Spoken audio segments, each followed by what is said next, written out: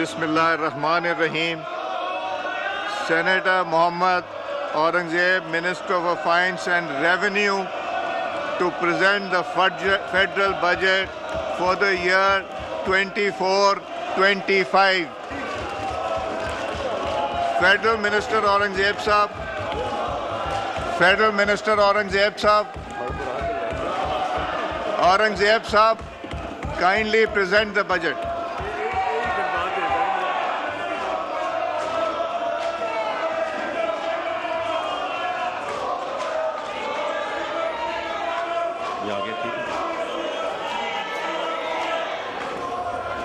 جناب اسپیکر، اس معزز ایوان کے سامنے مالی سال 2024-25 کا بجٹ پیش کرنا میرے لیے بہت بڑے اعزاز کی بات ہے۔ فروری 2024 کے انتخاب کے بعد مخلوط حکومت کا یہ پہلا بجٹ ہے اور میں وزیر اعظم میاں محمد شہباز شریف صاحب کی قیادت میں اتحادی حکومت میں شامل سیاسی جماعتوں کی قیادت، خصوصاً میاں محمد نواز شریف صاحب، بلاول بھٹو زرداری صاحب، خالد مقبول صدیقی صاحب، چودھری شجاعت حسین صاحب، عبدالعلیم خان صاحب اور جناب خالد حسین مقصی صاحب کی رہنمائی کے لیے دل کی عطا گہرائیوں سے شکریہ ادا کرنا چاہتا ہوں۔ جناب اسپیکر، میں سمجھتا ہوں کہ سیاسی اور معاشی چیلنجنگ کے باوجود پچھلے ایک سال کے دوران اقتصادی محاذ پر ہماری پیش رفت متاثر کن رہی ہے۔ ہم سب نے معاشی استحکام اور عوام کی بہتری کے لیے تمام سیاسی قوتوں کے مل بیٹھنے کا مطالبات کی باز گشت کئی بار سنی ہے۔ آج قدرت نے پاکستان کو معاشی ترقی کی راہ پر چلنے کا ایک اور موقع فراہم کیا ہے۔ ہم اس موقع کو زائل کرنے کے متحمل نہیں ہو سکتے۔ میں تمام معزز اراکین سے درخواست کرتا ہوں کہ وہ پاکستان کی معاشی ترقی کی راہ پر گام کرنے کے لیے حکومت کی کاوشوں میں تعاون کریں۔ جناب اسپیکر، بجٹ کی تفصیلات پیش کرنے سے پہلے میں اس بجٹ کے پس منظر کی وضاحت کرنا چاہوں گا۔ میاں محمد نواز شریف نے پاکستان میں 1990 میں جن معاشی اصلاحات کی بنیاد رکھی، ان کو آگے بڑھاتے ہوئے وزیر اعظم محمد شہباز شریف کی قیادت میں ہوم گرون ریفارم ایجنڈا کے ذریعے موجودہ معاشی مسائل پر قابو پا کر ترقی کی رفتار کو بڑھایا جائے گا۔ کچھ ہی عرصہ قبل پاکستان کی معیشت کو مشکل حالات کا سامنا تھا، کیونکہ اسٹیٹ بینک کے پاس موجودہ ذخائر 2 ہفتوں سے کم مدت کی درآمد کے لیے ہی کافی تھے۔ محض ایک سال میں پاکستانی روپے کی قدر میں 40% کمی واقع ہو چکی تھی۔ اقتصادی ترقی تقریباً صفر کے قریب تھی اور افراط زر اس سطح پر پہنچ گیا تھا کہ لوگ تیزی سے غربت کی لکیر سے نیچے جا رہے تھے۔ ان حالات سے نکلنا خاصا مشکل نظر آ رہا تھا۔ جناب اسپیکر، پچھلے سال جون میں IMF پروگرام اپنے اختتام کو پہنچ رہا تھا اور نئے پروگرام سے متعلق بہت غیر یقینی کیفیت تھی۔ نئے IMF پروگرام میں تاخیر انتہائی مشکلات پیدا کر سکتی تھی۔ مجھے وزیر اعظم جناب محمد شہباز شریف کے گزشتہ حکومت کی تعریف کرنی ہوگی، جس نے IMF کے ساتھ سٹینڈ بائی ارینجمنٹ کا معاہدہ کیا۔ اس پروگرام کے تحت لیے جانے والے اقدامات کے نتیجے میں معاشی استحکام کی راہ ہموار ہوئی، ایک غیر یقینی کی صورتحال اختتام کو پہنچی۔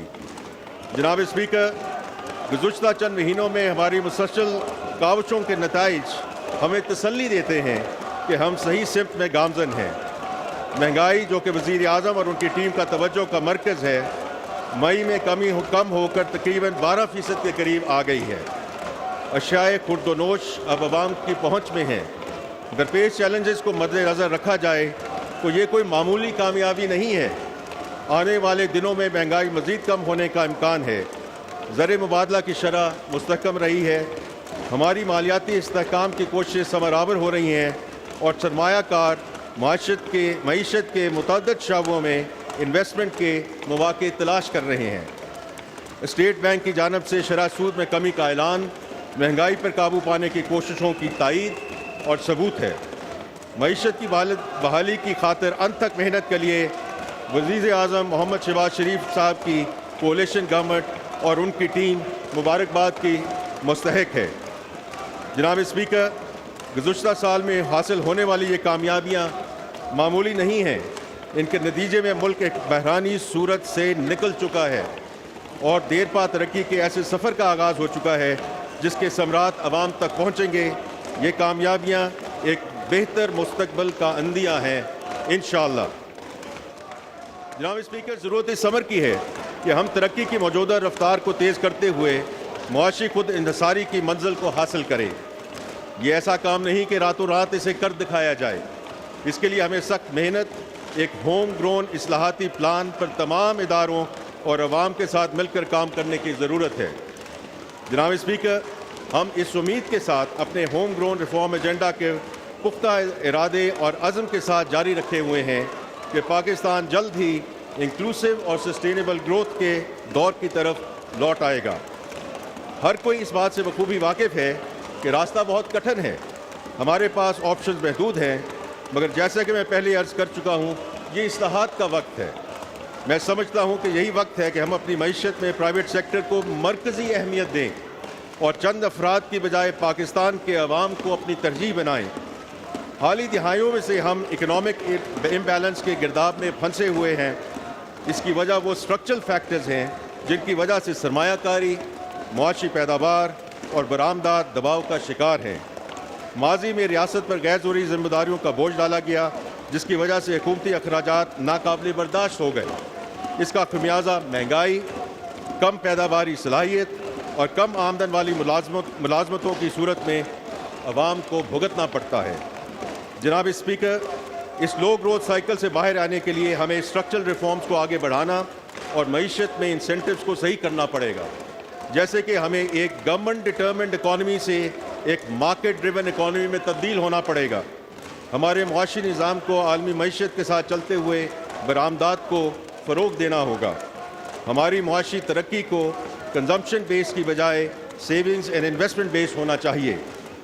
جناب اسپیکر، معاشی نظام میں یہ تبدیلیاں لاتے ہوئے ہمیں ایکوٹی اور انکلوژن کو نظر انداز نہیں کرنا چاہیے. ہمیں درج ذیل پہلوؤں کا احاطہ کرتے ہوئے جرأت مندانہ اقدامات کی ضرورت ہے.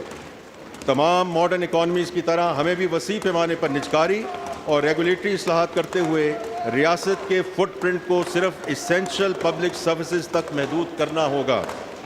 پیداواری صلاحیت میں بہتری لانے کے لیے اندرونی ملک اور بیرون ملک سے سرمایہ کاری کی حوصلہ افزائی اور regulatory and investment climate improvements کرنا ہوں گی. ہمیں ٹارگیٹڈ ویلفیئر سسٹم کے ذریعے عوامی فلاح پر توجہ دینی ہوگی اور ایسی سبسڈی کو کم سے کم کرنا پڑے گا جو ایفیشنسی اور پرائسز میں بگاڑ کا سبب بنتی ہیں. براڈ بیسڈ فیئر ٹیکسیشن رجیم کا قیام بھی انتہائی ضروری ہے جو سب کے لیے یکساں مواقع فراہم کرے اور اینٹی ایکسپورٹ ڈسٹورشنز کو ختم کرے.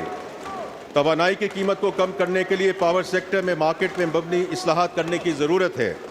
جدید معیشت کے لیے صحت، تعلیم اور سکلز ڈیولپمنٹ کے مؤثر نظام کی تشکیل انتہائی اہم ہے. حکومت اپنی ہوم گرون ریفارمز کو مزید آگے بڑھاتے ہوئے IMF کے ساتھ ایک ایکسٹینڈڈ فنڈ فیسلٹی پر بات چیت کر رہی ہے. نئے پروگراموں میں macro economic and fiscal stabilisation, زر مبادلہ کے ذخائر کو بڑھانے، قرضوں کو سسٹینیبل بنانے، پاور سیکٹر اور SCOEs میں اصلاحات کرنے کے ساتھ ساتھ گورننس اور ٹرانسپیرنسی کو بہتر بنانے پر توجہ مرکوز کی جائے گی. اس ضمن میں ہماری IMF کے ساتھ سٹاف لیول ایگریمنٹ کے سلسلے میں بات چیت مثبت انداز میں آگے بڑھ رہی ہے. جناب اسپیکر، بجٹ خسارے کو کم کرنا ایک اہم مقصد ہوگا. اس مقصد کے حصول کے لیے ہم ایک منصفانہ ٹیکس پالیسی کے ذریعے اپنی آمدن بڑھائیں گے اور غیر ضروری اخراجات کو کم کریں گے.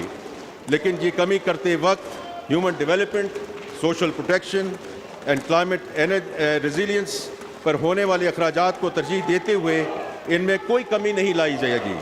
ہمیں انرجی سیکٹر کو وائبل بنانے کے لیے اقدامات کرنے ہیں. ان اقدامات میں پیداواری لاگت کو کم کرنا انتہائی اہم ہے. ہمیں SOEs کے تنظیم نو اور پرائیویٹائزیشن کرنی ہے اور گڈ گورننس اور لیول پلینگ فیلڈ کے ذریعے پرائیویٹ سیکٹر کو فروغ دینا ہے.